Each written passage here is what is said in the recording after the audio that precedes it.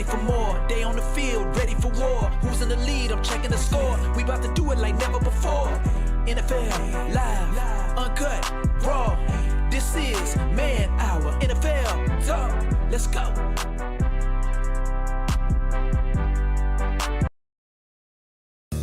Hey, now we live. Man Hour. NFL talk. Yeah. Now we live, Man Hour, NFL talk. This is the show that you want. NFL raw and uncut, keeping it live. Gotta turn it up louder and get it ready for the Man Hour. Yeah, Man Hour, NFL talk. Let's go. Let's go.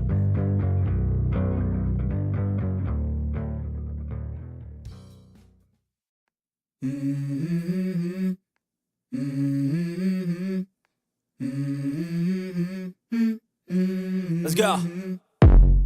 I wake up to a little bit of drool on my pillow, feel like it's gonna be a bad day. Yeah, I'm tired of shit, and the coffee ain't hit yet, damn, ain't that great. I don't wanna go to work, cause my boss is a jerk, and I'm not even that paid. I need a change in my life, cause I don't feel alive, and there's nothing that makes me happy. Hold my beer for a minute, I'm about to quit my job, cash in for a ticket. I'm going on a trip and I don't plan to visit. I'm gonna stay there till I feel like I'm winning, and this is just the beginning. I need a big change, help me feel like living. I need a big swing, home runs I'm hitting, and I'll never look back, moving on till I get it all. And we all got dreams, we all want things, but what you gonna do for it? How you gonna move for it? What you gonna be? Check. And do you believe you can do anything? But what you gonna do for it? How you gonna move for it? What you gonna be?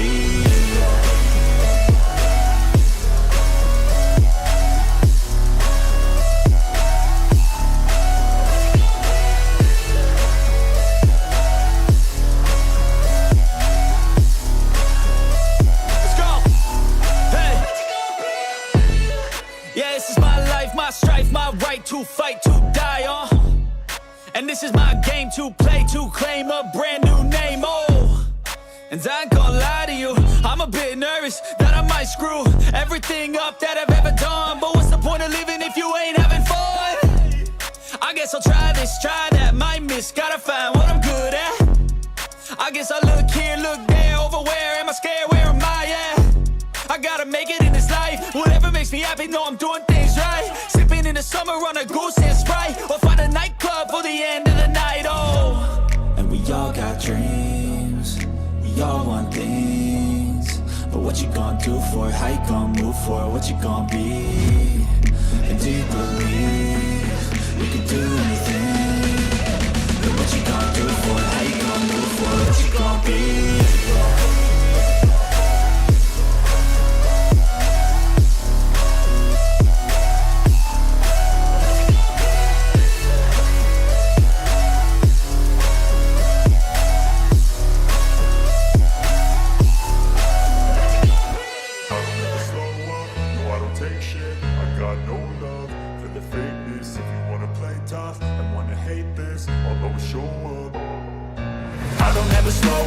No, I don't take shit, I got no love for the fakeness. If you wanna play tough and wanna hate this, I'll always show up and make a statement. I don't ever slow up, no, I don't take shit, I got no love for the fakeness. If you wanna play tough and wanna hate this, I'll always show up and make a statement. Everything I do so instinctive and so passionate. Every word I move so descriptive like an adjective. I got a vendetta against people who patented being negative when you should be getting after it.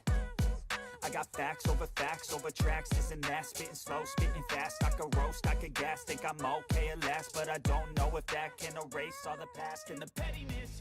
A reflection of the emptiness, hilarious. You think you're with my time, you're delirious, mysterious, because you hide behind a fake exterior. Inferior, you know I'll always be a bit superior. Get off of me, this ain't no humble brag. I want you to hear words, you can say them back. I want you to feel free from the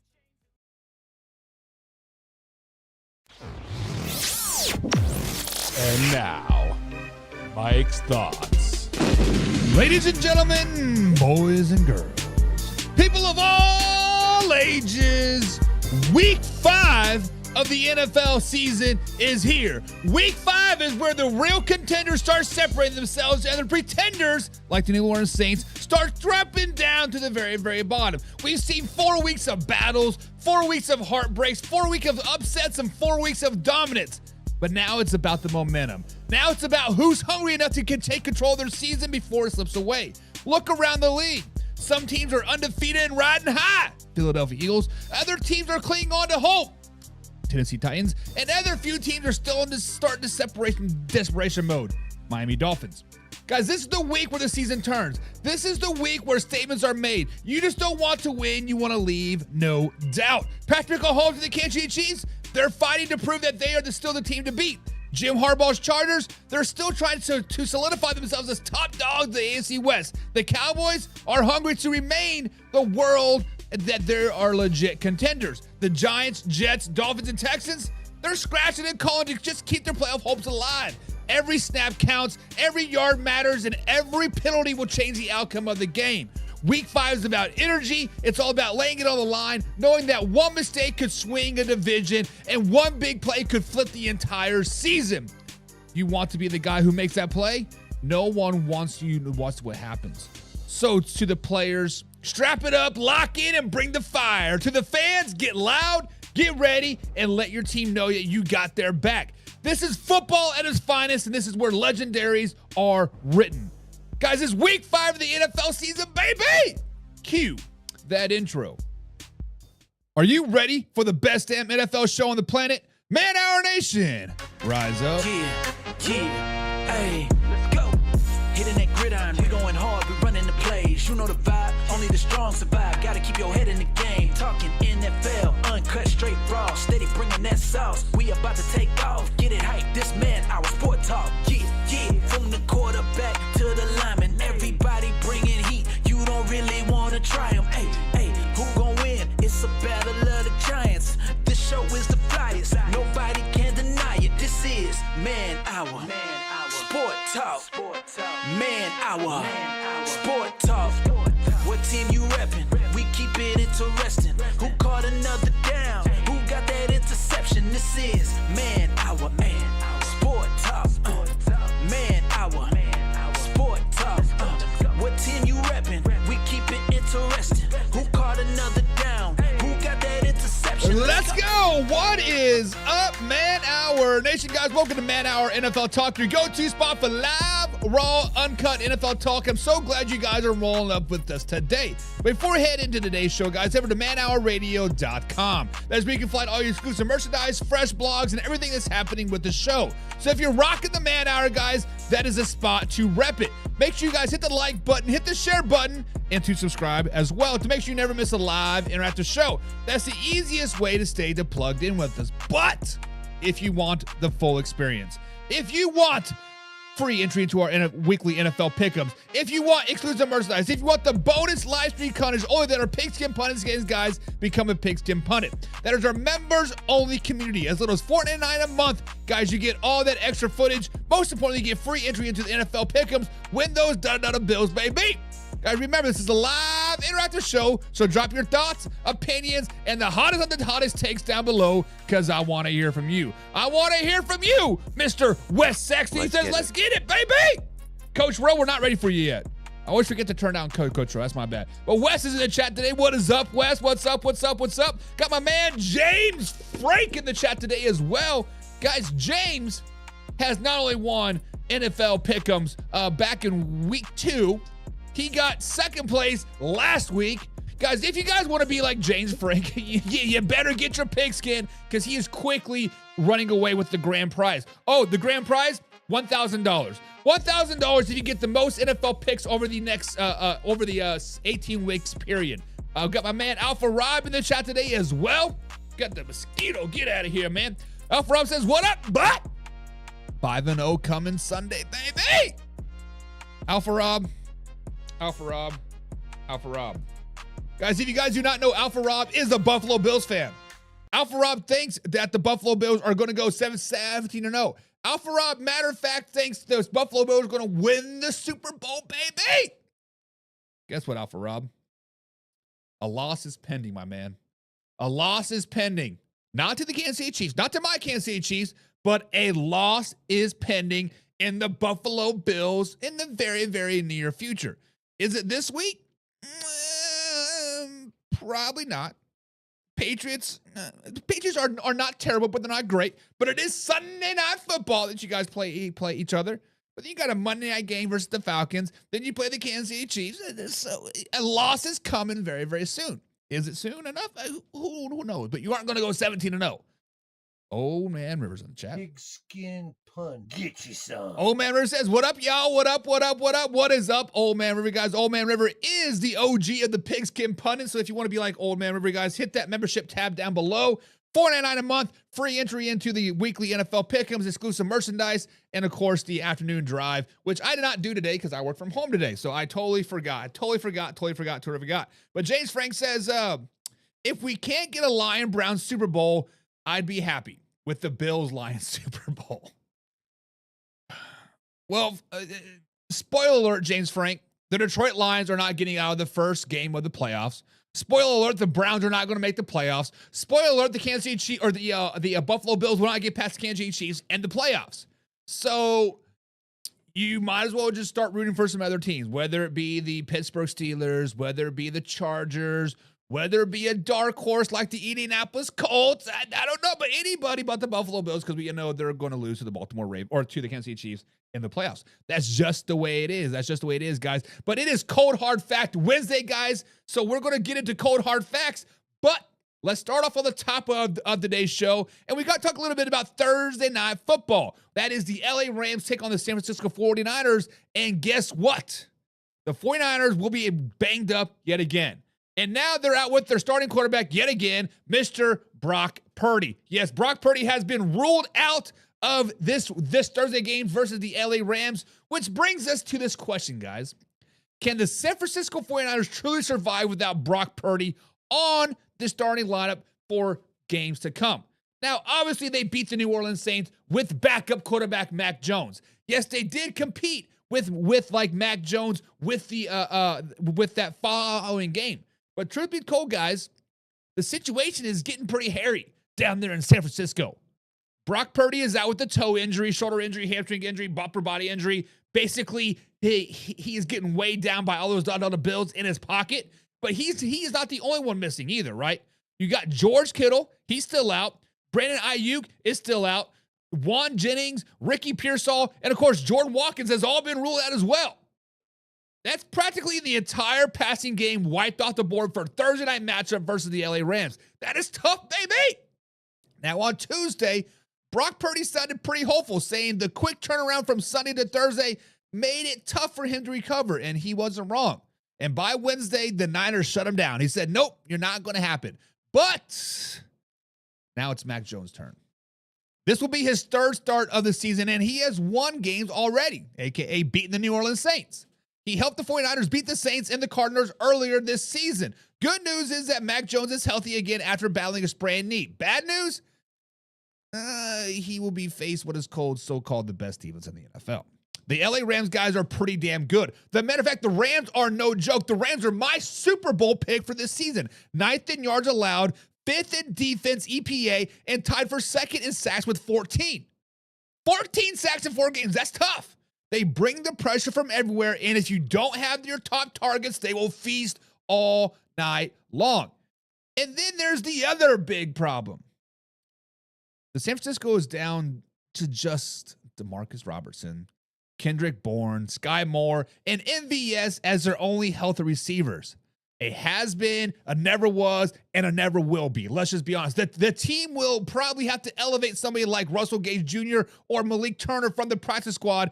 But when you're this thin at wide receiver, you are in trouble, especially against the LA Rams. And remember, they also might need to bring up a backup quarterback in Aiden Martinez as well, which takes away a roster spot for yet another receiver. So picture this. Mac Jones is lining up with Robertson and Bourne as his main targets. Backup tight ends, Luke Farrell, Jake Tongs are in the mix, and the Rams defense starting across the line ready to tee off.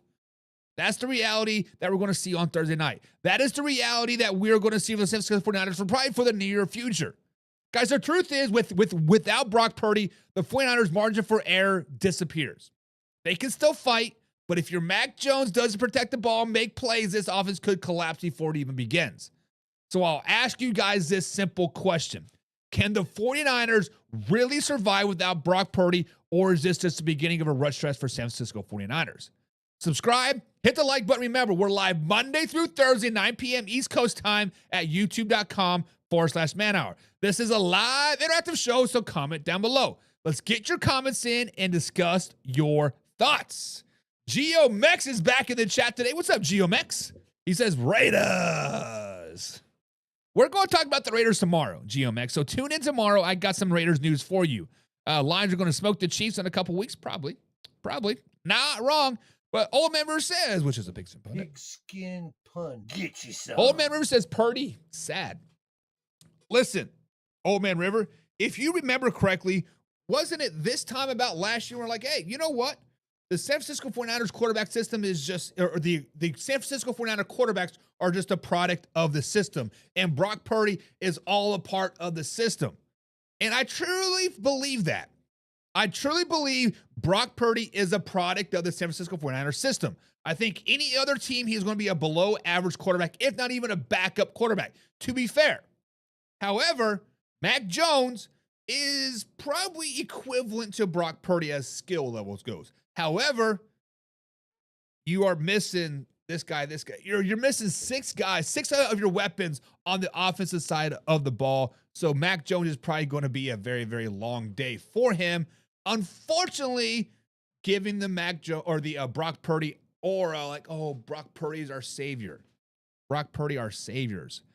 James Frank says, I want Philly, my other team's non-Browns, Squaquan, run it back. Eagles are not going to run it back. Stop it. Stop it. Alpha Rob says, Purdy's out again? He is. He played last week, got hurt again. Ever since his rookie season, rookie season that he hurt his shoulder? Brock Purdy has kind of been a walking injury. Let's just be honest about it. He's been kind of a walking injury. He just doesn't like put that swag. Just something about Brock Purdy makes me hate him. Makes me want to punch him in his face. And very few people get me that way. Maybe a little J-dub sometimes, but very few people get me that way. But I just want to punch him in his face. He sucks. Alpha Rob says, when was the last time he played 4 or 5 games straight? That's a great question. That is a great, and I don't know. I legitimately cannot tell you when the last time Brock Purdy played 4 or 5 straight games in a row. Some 49, Jameson, where are you at? You're a 49ers guru. Every time I talk bad about the 49ers, you are there. And I am talking bad about the 49ers right now. Now, they are a pretty good team still. They still got a pretty good defense. Their offense could come around. They still got CMC. They still got the boy from the Commanders. Was it, what's his name? But let's just be honest. Brock Purdy is a walking injury. He's a walking injury, and Old Man River says it's been a minute, to be honest. It has. GeoMax says, oh, by the way, sir, how are you? I'm always great, man. Always great. GeoMex, I see you're watching on the shorts form. So if you like the shorts form, awesome. But if you go to our main page, go over to the live that has the red dot, you will get the rundown. You'll get the overlays and all that stuff. Just to give you a better viewing experience, right? But GeoMex says turf toe forced Deion Sanders to retire. It is no joke. I'm not trying to downplay Brock Purdy's injuries. We're going to talk about Lamar Jackson's injuries here in a second. Lose that term loosely, injury. But I do feel that Brock Purdy is truly injured, right? I will give him that. However, he's been a walking injury since he came into the league. From his shoulder to the turf toe to his hamstring to his ribs, he is always hurt. And is it because of the offensive line? Is it because of the way he plays? Or is he just injury prone? We don't know. To me personally, I think he just strictly injury prone. He's just injury prone, and that's just the way the cookie crumbles at the end of the day. It sucks for him. Old Man River says doesn't have the intentional fortitude. He doesn't have the balls, says Old Man River. He tries to be all proper and PG. Shut. Brock Purdy doesn't have the balls, says Old Man River. Brock Purdy doesn't have the balls to go out there and win some football games. Really? Guys, let me ask you this. Because when we go around the NFL landscape, we always want to put these quarterbacks in this top 10 realm. Like the top 10 is like the Taj Mahal. That is where you want to be. Many people have Brock Purdy as a top 10 quarterback in the NFL. Geomex, Wes, Alpha Rob, James, Old Man River, the rest of the people that are looking out there today. Is Brock Purdy a top 10 quarterback? I have never had Brock Purdy as a top 10 quarterback. I always thought Brock Purdy was a product of the system. I think you can plug and play any quarterback into the 49ers system if fully healthy, and they will be successful. Mac Jones proved it a little bit against the New Orleans Saints. Mac Jones proved it against the Arizona Cardinals a little bit. Now, granted, they're still not healthy. Still no George Kittle, no Brandon Ayuk, Ricky Pearsall's in and out, right? And like whatnot. But the truth of the matter is the 49ers are a product of the system. Every 49ers quarterback is a product of the system. The minute they paid Brock Purdy those da-da-da-da bills, y'all, they shut their Super Bowl window, and bada bing, bada boom, the 49ers are done. So, guys, that is a question that I want you guys to answer right now down there in the comments down below. Is Brock Purdy a top 10 quarterback in the NFL? And Alpha Rob says, no, he's not. He is not a top 10 quarterback. Alpha Rob has Dak Prescott at number 1, Patrick Mahomes at number 2, then Lamar Jackson, then Justin Herbert, and then possibly Josh Allen at number 5. He's teetering on that number 5 realm. Wes says, I like him. I like him, meaning Wes likes him some Brock Purdy. He said, bring him down to New Orleans and let him run with Alvin Kamara. The truth is, though, West, he says he's not top 10 yet. Wes says Brock Purdy's not a top 10 quarterback yet. So, Wes, let me ask you this question then. Since you're saying he's not a top 10 yet, what does he have to do to become a top 10 quarterback in your eyes? He's already gone to the Super Bowl. He's already led the 49ers to the NFC Championship game. He has already been a Pro Bowl quarterback. What does he got to do? Does he got to win back-to-back MVPs? Does he got to do what does he got to do to become a top 10 in your eyes? Because honestly, the only way I could ever see him being a top 10 quarterback is winning those MVPs, is actually leading his team to the Super Bowl. His first year, he was carried to the Super Bowl. The next year, the NFC Championship game, you can say he potentially led his team there, but a product of the system. Me personally, as long as Brock Purdy is on the San Francisco 49ers, underneath Kyle Shanahan, he will never be a top 10 quarterback, no matter what he does. That's just what it is. Patrick Martinez says Purdy only missed 2 games in 24, none in 23, and 3 this year. Okay, so he has played 4 or 5 games in a row. I get it. But then Patrick Martinez says you're whack. Okay. Think what you want to think, buddy. Old Member says negative, Ghost Rider, meaning Brock Purdy is not a top 10 quarterback. He says a shine shogs on a dog's ass some days. Not wrong. Broke clock is right twice. Something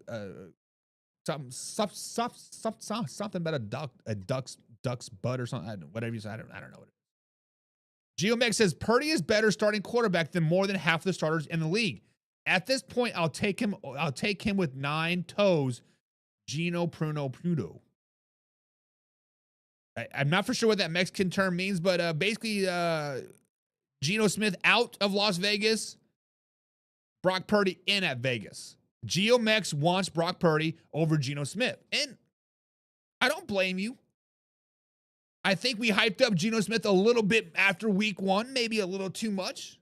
Need to slow it down, pump the brakes a little bit, baby. But the truth of the matter is, at the end of the day, Brock Purdy's not a top 10 quarterback.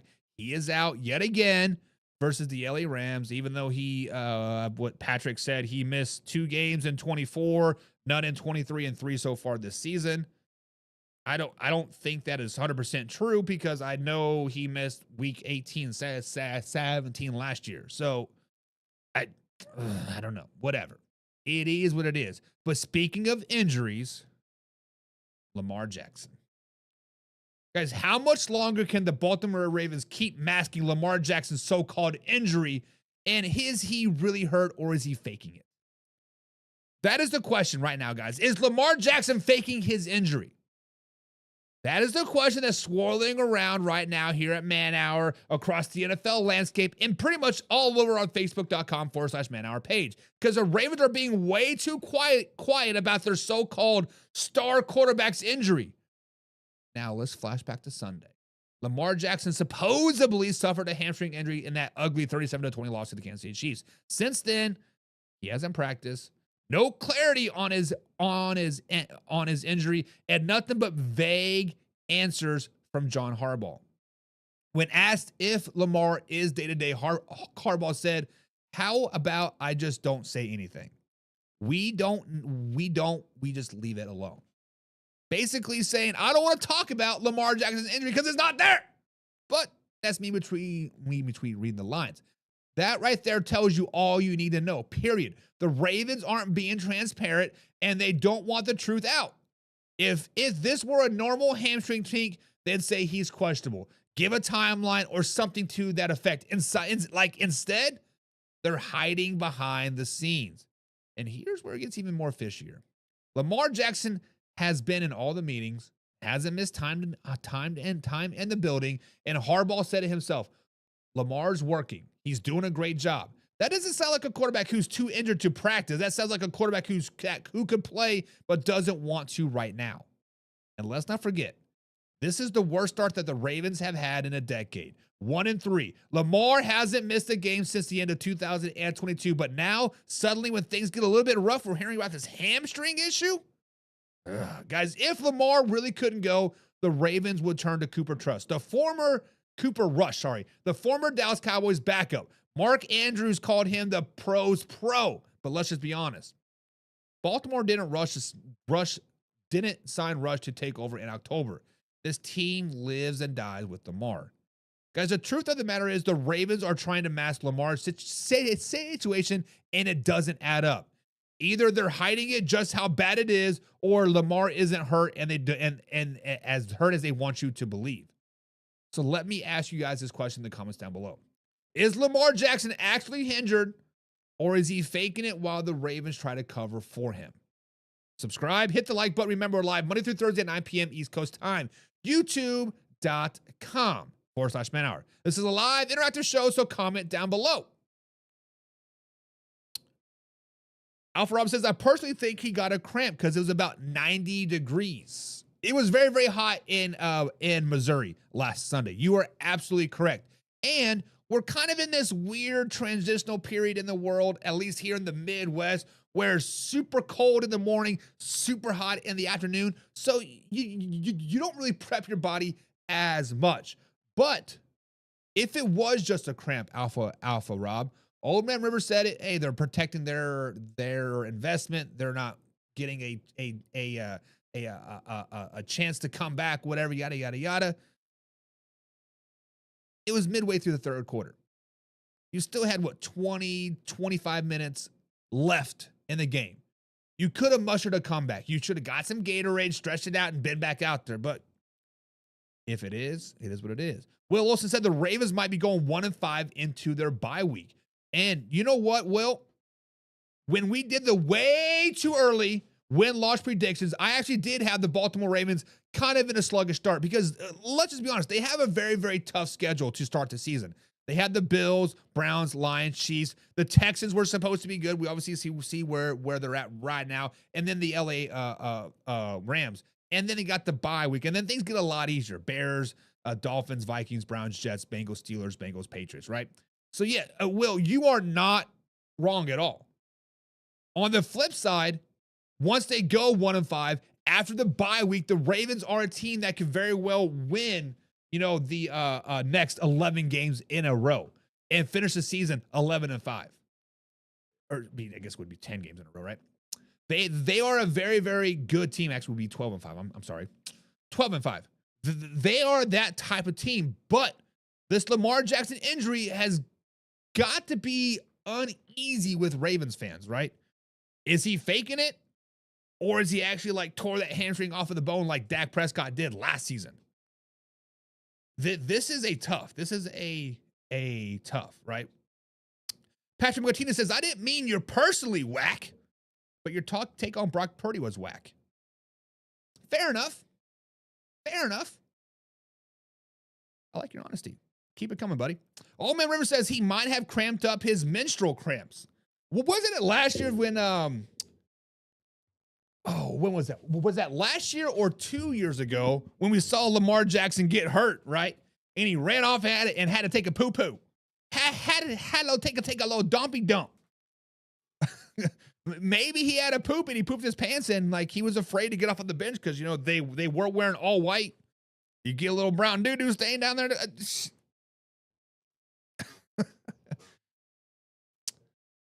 Alfred says the mosquitoes. They first said he couldn't miss 1 to 3 weeks. Now they're saying that he could play this week. It just doesn't make sense. So Alpha Rob, hamstrings are strains, pulls, tears are all in grades, right? 1, 2, 3, 4. I think 4 is the highest, right? If it is a grade 1 hamstring strain, whatever it is, the diagnosis is 1 to 3 weeks. That's just the standard, right? Grade 1 is 1 to 3. Grade 2 is 2 to 4. Grade 3 is 3 to 6, and then 6 to 9 is the highest grade. Everything that I've read so far today is day to day. Day to day, day to day, day to day.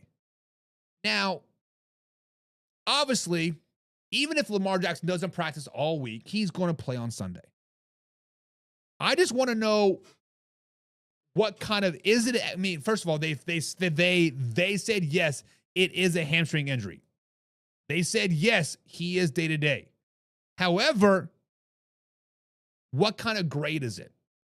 What kind of grade of hamstring strain is it? Is it actually a strain? Is it a tear? Is it a pull from the bone? Like, give us some information. I understand HIPAA laws and all that stuff, whatever. Just give us some information. Because I truly do not think that he got injured. I went back last night and I watched the Kansas City Chiefs game yet again. And from the time he got hurt, I went back 2 full series of them on offense.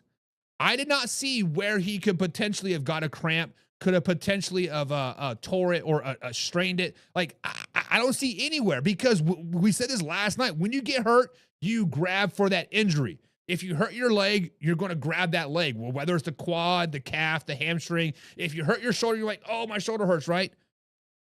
I never saw that in the 2 offensive series before that injury, before he was out. I never saw anything. So I'm just curious of like what actually happened. Is it a cramp? Is it something else? Like, just tell us. Matter of fact, point out to where he got hurt. Then we might believe you that he's not faking it. Geomex said Lamar can go on a 5-game winning streak at any moment.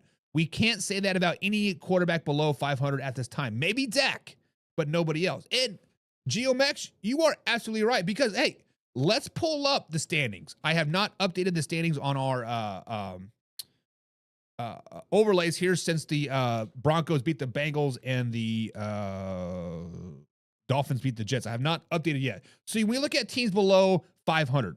Not 500, but below 500. Miami Dolphins, the Jets. Justin Fields can't do it. Tua won't do it, right? Then you have the Ravens. Lamar Jackson probably could. The Browns are now starting Dylan Gabriel this week. Probably not. We could probably throw C.J. Stroud in there, right? Because we've seen flashes where C.J. Stroud can be a top 10 quarterback. Is he a top 10 quarterback? No. But he's seen flashes. Cam Ward? No. Geno Smith? No, for the Giants. Dallas Cowboys, the Dak? Potentially. Jackson Dart? I am intrigued to see how Jackson Dart does, but they won't be able to pull 4 or 5 games off in a row just because their schedule is tough. Everybody in the NFC North is above 500. NFC South, Bryce Young, nope. Spencer Rattler, nope. So yeah, Geomex, you're actually probably spot on.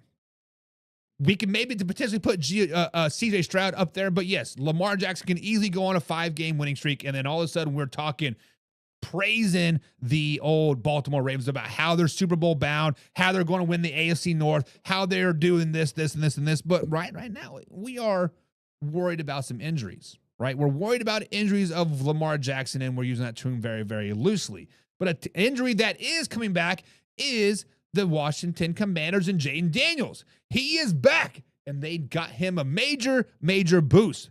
But guys, the question that I have about Jayden Daniels is, can he pick up right where he left off, or are the Commanders rushing him back because of the defensive woes? Oof. Guys, we talked a little bit about the Commanders last night about how their defense is terrible right now, how they arguably have one of the worst defenses in the NFL. Now, Jayden Daniels has officially been medically cleared to return this Sunday against the LA Chargers after missing 2 games with that sprained knee. He's back at full participant status in practice, and let's just be real. The Commanders need him.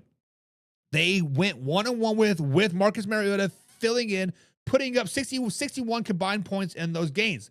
Jayden Daniels is the future of this franchise, and he is a franchise quarterback. Let's make it no mistake about it. But here's the situation. Jayden Daniels hurt his knee back in week 2 on a scramble against the Green Bay Packers when safety Javon Bullard hit him helmet first. Daniels himself said it felt like he could have played 2 weeks ago, but the team doctors and Dan Quinn did not clear him. Quinn admitted it wasn't easy holding him out, but he wanted to make sure that his young quarterback was truly himself by putting him back on the field. That makes sense. This is Daniels' second year, and he's coming off a Rookie of the Year campaign in 2024. In his first 2 games this season, he threw for 433 yards, 3 touchdowns, and also added 85 yards on the ground. This kid is electric, but his style of play, scrambling, taking off when the pocket collapses, is exactly what got him banged up in the first place. Even he admitted he has to find balance in between protecting himself and know when to fight for extra yards. At practice this week, Jayden Daniels was back in full. Though he is still wearing a brace on that left knee. He said he doesn't like it, but if that's what it takes to play, he will wear it. And he made one thing very, very clear. I plan on playing on Sunday, and I plan on winning on Sunday. Guys, Jayden Daniels makes the Washington Commanders a very dangerous team yet again. But if he doesn't learn how to protect himself quickly, these injuries are going to keep piling up and piling up and piling up. So let me ask you guys this question in the comments down below. Will Jayden Daniels pick up right where he left off, or is this just the start of a season where injuries keep slowing him down? Subscribe. Hit the like button. Remember, guys, we're live Monday through Thursday at 9 p.m. East Coast time right here at youtube.com/manhour. Now, this is a live interactive show, so comment down below. Geno Max said, man, I wish Geno Smith played for the Giants. Geno Max, I understand your frustration with Geno Smith right now, but let's flash back to April, after the draft, May, June, July, going into August. Week number 1 rolls around. Geno Smith and the Chip Kelly era is here, baby. We go to the moon, baby. Everybody was riding Geno Smith and Chip Kelly. Hell, right here on the show, I said, cold hard fact is that Chip Kelly plus Geno Smith is a match made in heaven. I said it. There's a video clip out there somewhere. I still have the notes from that show right here on my computer. Why don't you like Geno Smith? Because when you look at Geno Smith, like, everything points to, like, him being the Raiders mentality, right? Because I see people talk about the Raiders mentality. The truth is, Geno Smith has 948 yards passing so far this season. He's averaging 237 yards a game. He has 6 touchdowns this season. 64% completion percentage. He's doing everything right, except for getting sacked 12 times, except for throwing interceptions, 7 of them, having a QBR of 79.1. But what did you expect? Legitimately, as a Raiders fan, what did you fully expect from Geno Smith this season? Did you expect him to be an MVP caliber quarterback? Did you expect him to truly lead you to the AFC West championship game? Did you truly expect him to be a top 5 quarterback in the NFL this season? That is a legit question. Because every time I see Las Vegas Raiders fans in our comments, in our chat, and like you guys lumping you all together, saying Super Bowl, playoffs, AFC West Championship. Like to me, Geno Smith did not move the needle for me on the Las Vegas Raiders at all. And yes, you can call me a homer for being a Chiefs fan. You can call me a hater, whatever, yada. But truth be told, you overpaid for Geno Smith. You overreacted when you did not get a quarterback. You guys should have traded for Dak Prescott last season. It is what it is. You should have traded for Dak Prescott last season. Then we would be talking. Because Dak Prescott is a top 5 quarterback in the NFL. Dak Prescott is a MVP caliber type of quarterback. Dak Prescott is a type of person that can lead you to the promised land. Geno Smith, not so much. Geno Smith, that's not so much. And that's what you said, bro. What is it that I said? I did overreact to the week 1 of Geno Smith and Chip Kelly. You are absolutely correct. I overreacted. I hyped it up. But you know what? Since then, I've not spoke one word about Geno Smith and Chip Kelly. Granted, now hindsight is 2020. Because at first I was like, whoa, I mean, we need to be realistic here. They did beat the New England Patriots, but fast forward 3, 4, 5 weeks here, the Patriots are not a bad team. It might be a 500 a team here, right? But then only scored 9 points for the Chargers. Yes, it's the Chargers are a divisional matchup, good defense, yada. But the defense is what's hurting you guys. The defense is what's hurting you. It's not Geno Smith, but at the same time, I don't understand why there was so much hype around Geno Smith either. So get him out of town. I expect coaches to lead these rich fucks. There's your problem. You got Pete Carroll as your coach. And he is not going to lead anybody. Pete Carroll is a nice little rah-rah guy. He likes to go play catch, right? He likes to have fun with the boys. I don't think Pete Carroll likes being married. That's what it comes down to. And Will Olson says Geno is a native of Haiti and grew up in Bronx, New York. He's a Hayden Cyril. I don't know what that is. A Haitian. I'm not for sure what that means with any like anything. Like you would think he would perform well in Vegas. Then he is used to the warm, right? I don't know. I don't know where I'm going with that, but I don't understand what that has to do with anything. But that is a good fact, though. Geomex says, I've been a Raiders fan for 38 years of my life. Raiders till I die. He says, F Dak, you crazy. Old Man River wanted Dak Prescott to come down. Hell, Old Man River was ready to give the farm for Dak Prescott. 3 first-round draft picks. Hell, sent him Max Crosby.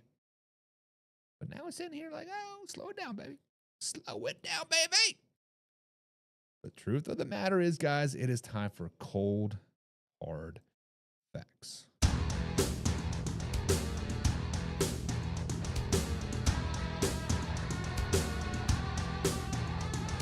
All right, guys, so it is time for cold, hard facts. If you've not seen this segment down before, here's how it works. I'm going to lay down some straight facts. No fluff, no sugarcoating, just real, undeniable truth about what's going on around the NFL world. We're talking cold, hard facts. We're cutting through all the noise and getting what is true, what is happening, what is real. No room for debate here, guys. These are facts you can take to the bank. So buckle up because we're about to drop some knowledge. No overreaction, no exaggeration, just pure, cold, hard facts. Now, guys, let's dive into it and see what really the truth is all about today.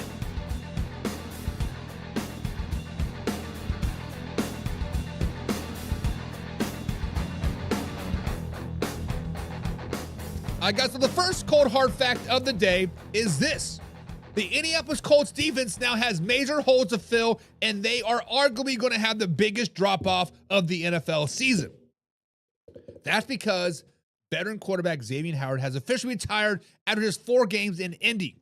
He came back in August hoping to revive his career, but after a rough outing against the LA Rams, where Puka lit him up for 170 yards, including 112 and a touchdown directly on Howard, the four-time Pro Bowler has decided to call it quits. He posted a statement saying, "My dream has now changed. My kids are more important than football." At 32 years old, he's stepping away from the game for good, choosing family over football. Now, let's be 100% clear. Howard was one of the league's best ball hawks in his prime, a two-time NFL interception leader, a first-team All-Pro in 2020, and a guy who walks away with 29 career interceptions, ranking third among active players. That's a career worth celebrating. But the timing leaves the Colts in a very, very rough spot. Head coach Shane Steichen and the defensive coordinator Lou were already facing questions about Howard's performance, and now that they're starting at the depth chart with no one at their starting quarters. This is just losing a veteran. It's losing a guy who banked on stability in the secondary. Guys, the cold hard fact is this. With Howard gone, the Colts defense has a glaring hole that opposing quarterbacks are now going to attack until Indy proves they can patch it up. Guys, the simple fact of the matter is the Colts 3-0 start was all smoke and mirrors. The Colts are now going to finish 8-9, missing the wild card yet again. And guess what? Same old Colts. So, guys, let me ask you this question. Can the Colts defense survive this loss, or is this the beginning of a bigger problem in Indianapolis? Subscribe, hit the like button. Remember, guys, we're live Monday through Thursday at 9 p.m. East Coast time right here at youtube.com/manhour. This is a live interactive show, guys. Discuss your thoughts in the comments down below. But moving on to the next cold, hard facts. Guys, the cold hard fact is this. Philadelphia Eagles better use A.J. Brown or simply get him out of town. There is no in between. Use him or lose him. Guys, Brown has had a quiet start to the NFL season here into 2025 NFL season. There's 14 catches, 151 yards, and 1 touchdown on 28 targets. That's only 10.8 yards per reception, way below his career average of 15.6. After the Eagles' 31-25 win over the Tampa Bay Buccaneers, he was clearly frustrated. 9 targets, but only 2 catches for 7 yards. After the game, Brown didn't speak to the media. Instead, he posted on X with a Bible verse that read simply as this: "If you're not welcome, not listened to, quietly withdraw. Don't make a scene, shrug your shoulders, and be on your way." Fans immediately started connecting that to Jalen Hurts and his lack of involvement in the passing game. Now, Brown came out Wednesday and said his frustration wasn't aimed toward Jalen Hurts or anyone inside the building. In fact, he doubled down saying he loves Philly. This is home, and he's not trying to demand targets just to pad stats. But he was clear. When the game is on the line, give me the ball. He wants that pressure, and he feels like he has earned it. Jalen Hurts, for his part, brushed it off, saying the relationship is good. The focus is on this week, and they're the same, and they share the same passion. That's all fine and dandy, but here's the bigger issue. The Eagles are 4-0, but they rank 31st in the NFL in passing yards per game at just 138. You've got one of the most dangerous receivers in the league, and you're not using them? Guys, the cold hard fact is this. If the Eagles do not find out a way to unlock A.J. Brown in this office, frustration will only grow. The Philly will be faced with the choice: feature him or risk losing him. So, guys, in the comments down below, let me ask you guys this question. Is it an early season overreaction, or do the Eagles actually have a serious problem brewing with A.J. Brown? Hit the subscribe button, hit the like button. Remember, we're live Monday through Thursday at 9 p.m. East Coast time. This is a live interactive show, so comment down below. West Philly Black's in the chat. What's up, West Philly? He said A.J. Brown did the same thing last year. Brown isn't going anywhere. Eagles will repeat as champions and start a new dynasty. And I say, whoa, slow it down, baby. West Philly Black, you might be the biggest Philadelphia Eagles fan I know, but you are a homer. You are a homer. Because what happened the last time the Eagles went to the Super Bowl? Yes, they lost that Super Bowl. They didn't win that Super Bowl, but when's the last time they went to the Super Bowl? They started at 11-0. Started at 11-0. Cracks were showing, just like they're showing right now. But they kept on winning. masking those cracks. They didn't have elite concrete foundation out there fixing their cracks. They had Joe Blow down the street. They did not have Wesley Sexton out there fixing your cracks. They had Joe Blow say, oh, we'll just mud it over. We'll call it a day. If A.J. Brown does not get the ball, he is going to keep giving these cryptic messages. Last year when he was reading the book, he was checked out, mentally checked out. Matter of fact, let's flash back to last season. I think you guys were playing the Miami Dolphins. You were up by 3 or 4 scores, if I'm not mistaken. It was a blowout game. In the third quarter, A.J. Brown, Jalen Hurts, and Nick Sirianni were all seen yelling at each other. You could read his lips saying, I want the ball, I want the ball, I want the ball. The very next drive, Jalen Hurts threw the ball his way 4 times in a row. Boom, boom, boom, boom, boom. 4 and out. Just to quote, prove a point. If you are so hell-bent that you are the next dynasty West Philly Black, if you're so hell-bent that you'll be repeat champions, get A.J. Brown out of town. Get somebody that wants to be in there and know his role. Because you could probably get a second-round pick for A.J. Brown. Let's just be honest. A.J. Brown, send him over to the Kansas City Chiefs. Send him over to the Dallas Cowboys. Send him out of town. Send him somewhere. Send him to Cleveland to die. I don't care. But if you keep letting this happen, Nick Sirianni is going to get exposed as a coach yet again. Because we flash back to that Super Bowl year, the year after, 11-0. You finish the season 11-5, wild card game, 1 and done, lost to the Tampa Bay Buccaneers. Everybody and their dog saying, fire Nick Sirianni, and there, Nick Sirianni, fire Nick Sirianni. Now, everything's hunky-dory in Philly now. Everything's all hunky-dory now. Won the Super Bowl, we're 4-0, everything's clicking. But if A.J. Brown continues to be this cancer, you have to get him out of town, right? It's as simple as that. You have to get him out of town. But Montana says, hey, it's the next man up. Next man up, baby. He says, get A.J. Brown out of town. We don't need none of that brownness over here. We got the Devontae Smith. We got a little Saquon Barkley. We got a little Dallas Goedert. We got a little Dotson. We got a little John Metchie III. We got a little Grant, what's his name? Kanaka. I'm terrible with names. A.J. Brown, we don't need you, says Montana. And Montana says, slow it down, baby. When you talk about top 5 receivers, top 10 receivers, you got to put A.J. Brown up there. But you are correct. Next man up. You don't want to be here? See ya. We don't need you. Don't let the door hit you with a good Lord split you, right? Alpha Rob says it's going to be a bigger problem when they lose and he doesn't get the ball. That is facts. That is fact. Because obviously winning cures all. When you are winning, everything's hush-hush.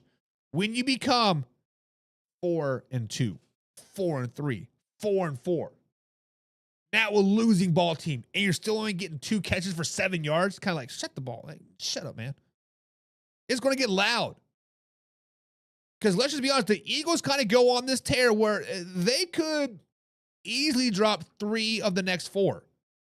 They play the Broncos, which is, I'm not saying they're going to lose to the Broncos, but they're a competitive team. You play the Giants twice in 3 weeks, or twice in 3 games, I should say. Very competitive. It's the divisional game. The Vikings, we'll see. Then you play the Packers, the Lions, and the Cowboys. Loss. When you lose 3 in a row to the Lions, the Packers, Lions, and Cowboys, then it starts getting pretty loud. And then if you lose 3 games, week 16, 17, and 18 to the Commanders, to the Bills, and to the Commanders that you like again, then it gets really loud. And then you're 1 and done in the playoffs. Damn. That is tough. But we'll see. But guys, next up here on the cold hard facts. The cold hard fact is this, guys. Stefon Diggs looked like he's turning the corner, and the Patriots might have finally found their true number 1 receiver. That's right, guys. Stefon Diggs is the man, the myth, the legend in New England. That is the cold hard fact. Because when you look at it, after nearly a year away from crossing the 100-yard mark, Stefon Diggs broke through it in a 42-13 blowout win over the Panthers last week, hauling in over 100 yards for the first time in 22 games. He called it, quote, turning the corner day. And honestly, That's exactly what it felt like. Because when you watch that game, that's exactly what he did. Think about it. The uncertainty that surrounded him back in March, fresh off a torn ACL, signing a 3-year, $69 million deal with the Patriots. People questioned whether signing Diggs people questioned if Stefon Diggs still had the speed, the explosiveness, and the consistency to be a true number one receiver. And let's not forget, new team, new coach, new offensive coordinator, new quarterback. That's a lot of moving parts for a 31-year-old receiver coming off of a major surgery.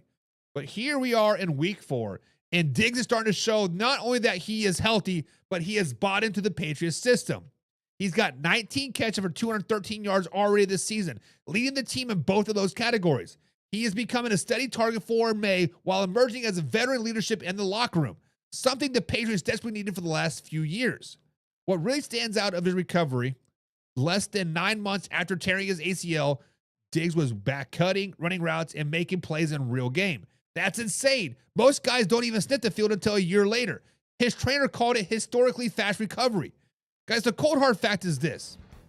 If Diggs has really turned the corner, the Patriots just found their game changer on offense, and the Patriots are a playoff-bound team. Guys, the cold hard fact is that the Patriots keep doing what they're doing right now. They are going to shock a lot of people. They are going to be a wild card team, and they're going to get a wild card win in this year's playoffs. But guys, let me ask you this question. Is this a one game for Stefon Diggs, or are we watching the rebirth of the Pro Bowl receiver in New England? That is what we got to ask. But it's time for fact. It is time for crap.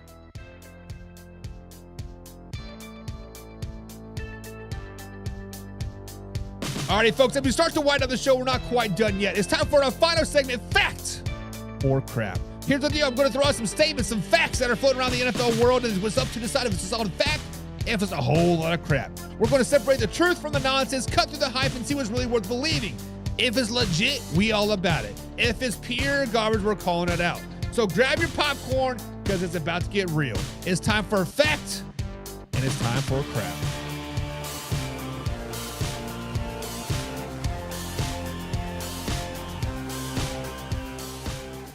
All right, guys, so first up here on the Factor Crap is, it's the hot seat Factor Crap, this type of edition. So, guys, Factor Crap is the Tennessee Titans head coach Brian Callahan officially on the hot seat. Guys, let's break this down. 0-4 start, mounting losses. The Titans have opened the 2025 season winless.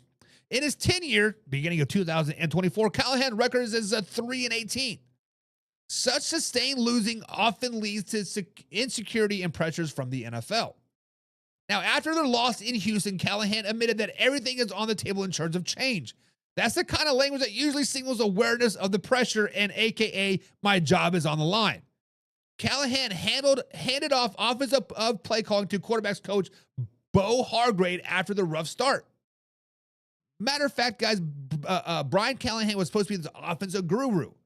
This move often is a concession by coaches under fire, doing less in hopes of managing the bigger picture. Some within the Titans coaching ranks reportedly told moderate concern about his job security if they don't things improve. Media analysts are also putting him on a coach's watch to be fired list. The Titans offense is stuck. Last in many key metrics. Cam Ward himself said, I'm going to keep it 100. We suck. Cam Ward has been sacked a league-high number of times so far this season. The offense ranks near the bottom in total yards, points, and efficiency. Fans and the media are openly criticizing his performance. Some argue he's the next domino to fall. SI ran a piece titled, It's Time for the Titans to Fire Brian Callahan. Actually, guys. So he's definitely on the hot seat. But if you're on the crap side of things, I understand. As of right now, reports suggest that the Titans are not actively planning on firing him mid-season. Adam Schefter reported that the team isn't seeing a coaching change right now, though this performance may continue. We might see a little bit more. Replacing a coach mid-season is messy, too. The Titans may prefer to ride things out and hope for a turnaround, especially with a rookie quarterback and an unstable roster. Also, candidates might have been floating around, but no serious names have appeared in the roster. Guys, the Titans are rebuilding. Let's just be honest. They used the number one overall pick on Cam Ward this season. It's arguably that failures are Semitic, offensive line, roster depth, youth, young quarterback, not just coaching. Callahan may buy time by framing it as a development and growing through the adversity, but the truth of the matter is, guys, Brian Callahan is on the hot seat. Guys, this is fact. Brian Callahan should be fired midseason. Matter of fact, after week 5, Brian Callahan should be fired. The evidence is here. The record, the public statements, the loss of play calling duties, media pressure, all point that way. It's not guaranteed he'll be gone tomorrow, but the front office still holds the card, so far it's measured that their approach. So here's how I see it. Guys, Brian Callahan is cooking in Nashville. The Titans are 0-4. 2005 season, you got to get him out of town. I'm calling it a fact. Get him out of town. He is on the hot seat. He's on the hot seat. He's on the hot seat. It's not even a slow burn. Get him out of town right now. But guys, that's up to you. Fact or crap. Is Brian Callahan on the hot